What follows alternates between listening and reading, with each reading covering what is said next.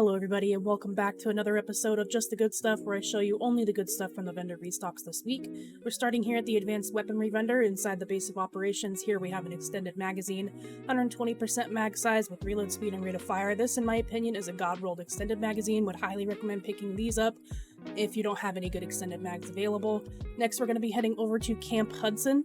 Camp Hudson is going to be at the gear vendor this week. We have a 2% critical hit chance mod here.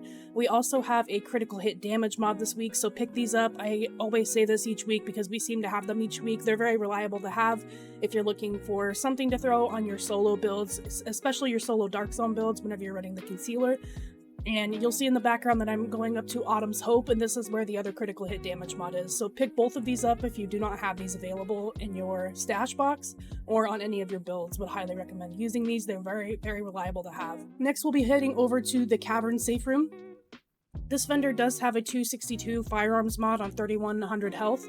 I did pick up about 5 of these this week to make sure that I have enough available for my builds. I like to throw these on my striker builds when I'm only using one mod to get myself for the 9k stamina requirement to help me unlock some of my gun talents. I like to run health mods on my striker builds.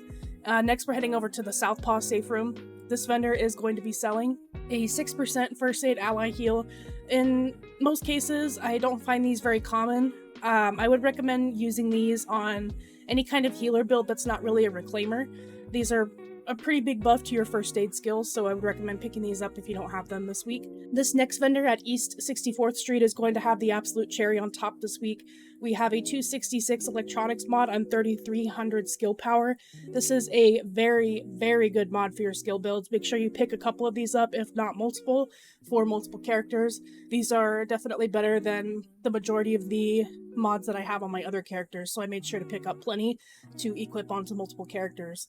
And next, since we are this high up in the Dark Zone, we're going to head over to the Dark Zone 9 safe room.